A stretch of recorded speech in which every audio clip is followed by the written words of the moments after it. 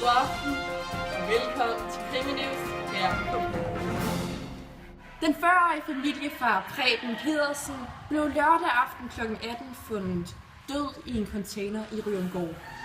Det har været en vanskelig sag for politiet, men efter grundig efterforskning har forskerne endelig nået til enighed, og en 24-årig mand er blevet anholdt i sagen.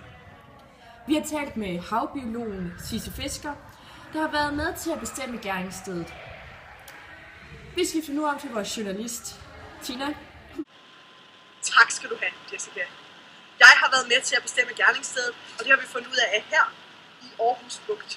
Det har vi fundet ud af via nogle sølvnitratprøver, som vi har lavet ud fra det lungevand, vi har fundet i Prebens. Udover dette forsøg har vi også lavet et forsøg vedrørende de planterester, der var i Prebens.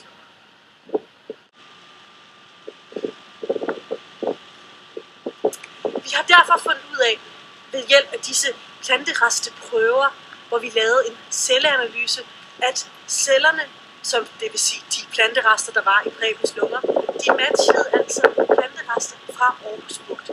Derfor kan vi nu fastslå, at Preben blev druknet i Aarhus. Mange tak.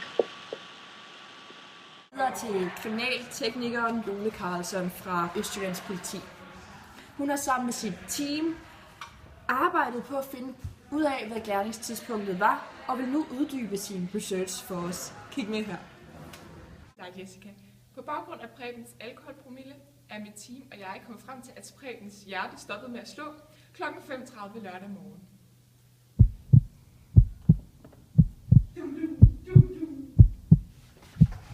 Hans promille, der har stået på bodegaen, havde vi ved hjælp af vidneforklaringer og danskortkvitteringer fundet ud af, var på 1,62, men var faldet til 0,82 på det tidspunkt, han blev dræbt.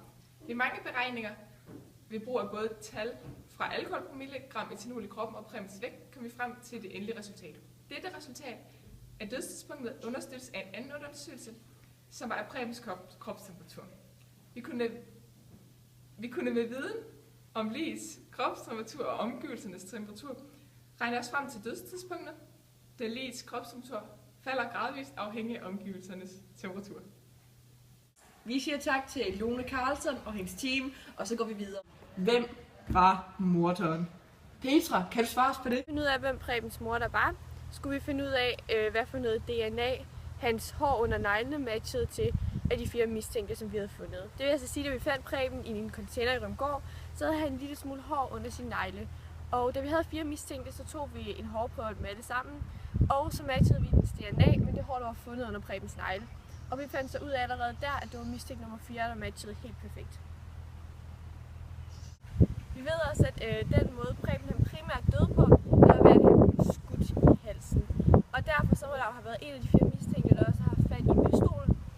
Så vi har også undersøgt alle de 4 mistænktes håndoverflader, både underhånden og overhånden, for krudtslam. Det er sådan, at hvis man har skudt med en pistol, så finder man typisk spor af krudtslam på overhånden, mens hvis man kun har været i nærheden, finder man det på underhånden. Vi tog en prøve af alle 4 mistænkte, og vi tog først en prøve i form af sølv. Der brugte vi kromat til at fremkalde, om der havde været noget sølv på deres hånd. Bagefter tog vi også en prøve i form af, om der havde været barium, og der brugte vi noget natriumsulfat. Vi fandt altså ud af igen, at det var mistænkt nummer 4, der både havde på overhånd, det vil sige, at han har skudt med den, og underhånd, og han havde også været i nærheden af dem. Der var der også nogle spor fra nogle andre, som havde været i nærheden af den, men det kan måske skyldes noget andet. Det var i hvert fald ikke dem, der var morderen. Det var mistænkt nummer 4. Det var alt for denne gang i Krimi News på Padden. Til næste gang. Ha' det godt.